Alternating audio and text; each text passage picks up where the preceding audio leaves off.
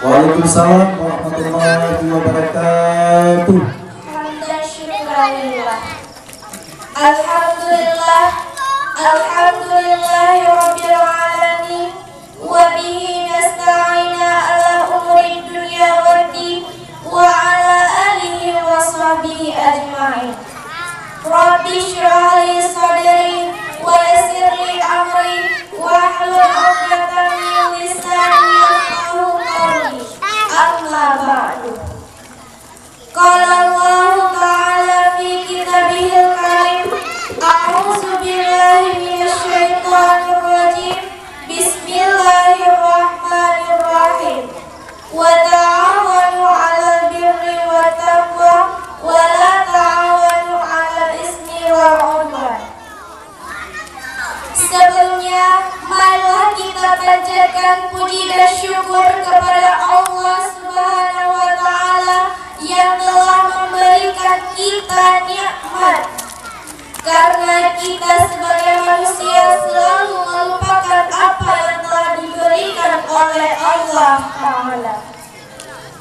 Padahal nikmat dan karunia yang Allah berikan kepada kita, sekecil apapun itu, pastilah menyimpan hikmah yang begitu besar dalam kehidupan kita. Selanjutnya, salawat serta salam semoga kita tercurah limpahkan kepada baginda tercinta Habibana wa Nabiyana Muhammad sallallahu alaihi wasallam, yang mana oleh beliau telah mengorbankan jiwa dan raganya untuk membebaskan kita dari alam kegelapan jahiliyah kepada alam yang penuh cahaya ilahi. Penghormatan saya yaitu kepada Kepala Desa Gogo yang telah merencanakan acara ini, dan penghormatan saya yaitu kepada perangkat desa, panitia-panitia yang dari awal sampai pada malam hari ini telah berusaha untuk menyukseskan acara ini. Dan penghormatan saya yang paling istimewa yaitu kepada juri-juri yang telah hadir pada malam hari ini. Dan juga penghormatan saya yang tak pernah kalah istimewanya yaitu kepada hadirin dan hadirat yang dirahmati Allah yang telah senantiasa datang pada malam hari ini. Pada kesempatan ini saya akan menjelaskan tentang arti kesabaran dan apa-apa saja balasan bagi orang-orang yang sabar. Insya Allah akan saya bahas pada kultum yang singkat ini. Hadirin yang dirahmati Allah, Allah dan Nabi Muhammad senantiasa mengajak dan mengajarkan kita untuk selalu bersikap dan sabar. Pada dasarnya, setiap yang bernyawa pasti akan diuji oleh Allah Subhanahu wa Ta'ala. Begitu juga kita sebagai manusia yang telah diciptakan oleh Allah sebaik-baik makhluk ciptaannya. Ada beberapa ayat yang menjelaskan bahwa kita adalah orang dan manusia yang paling baik diciptakan. Dalam Al-Quran surat At-Tin ayat 4, Allah Subhanahu wa Ta'ala berfirman, A'udzu billahi minasy syaithanir rajim. Bismillahirrahmanirrahim. Laqad khalaqnal insana fi ahsani taqwim. Shadaqallahul azim. Artinya, sesungguhnya kami telah menciptakan manusia sebaik-baik ciptaan. Dari ayat tersebut sudah cukup menjadi bukti bagi kita bahwa kita adalah manusia yang paling baik diciptakan. Bahkan dari dalam ayat-ayat lain, jika kita mau menelaah dari kisah Nabi Adam alaihissalam, akan kita dapati bahwa kita juga bisa lebih mulia dari daripada para malaikat. Cukup pembahasan tentang ini, kita kembali kepada pembahasan yang awal. Jadi suatu keniscayaan bagi kita sebagai makhluk yang paling baik diuji oleh Allah Subhanahu wa Ta'ala. Dalam beberapa ayat Allah Subhanahu wa Ta'ala menegaskan tentang keniscayaannya ini. Dalam surah Al-Baqarah Allah Subhanahu wa Ta'ala berfirman,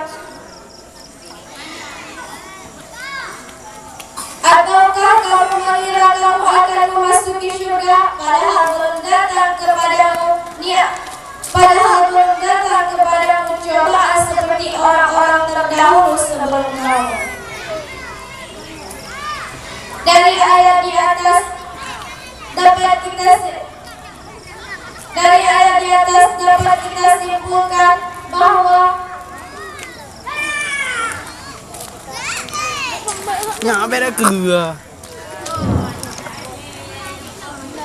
hadirin yang dirahmati Allah,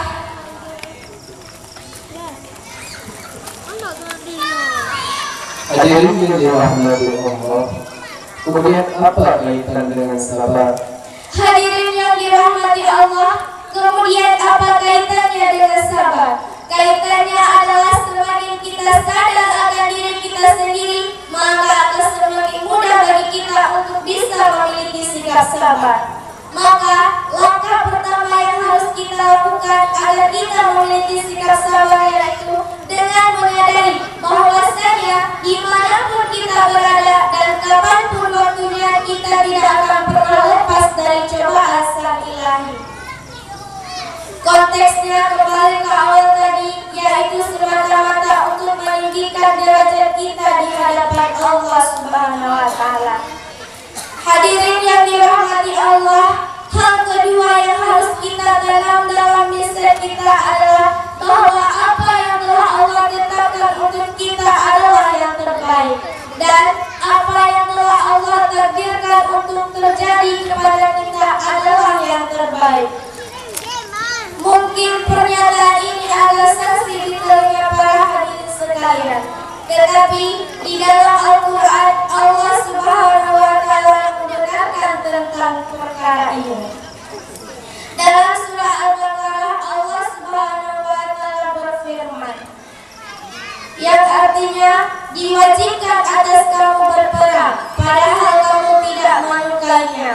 Tetapi boleh jadi kamu tidak menyukai sesuatu padahal itu terbaik bagimu, dan boleh saja kamu menyukai sesuatu padahal itu tidak baik bagimu.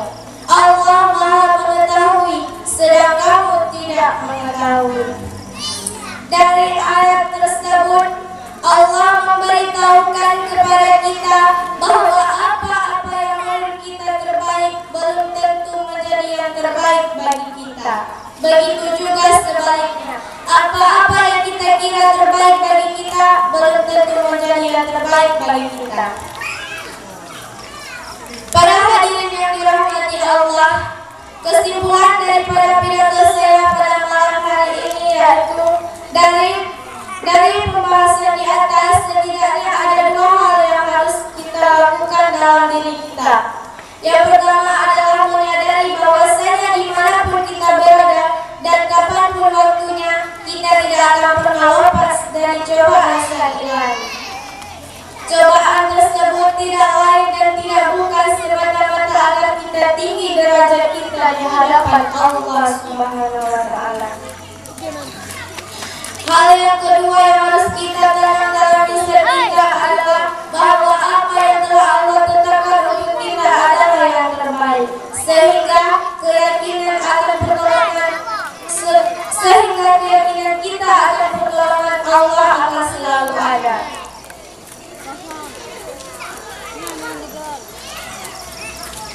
Hadirin yang dirahmati Allah, dalam Al-Quran Allah memberitakan kepada kita tentang balasan-balasan kepada orang yang sabar. Dalam Al-Quran Allah Subhanahu wa Ta'ala berfirman, surat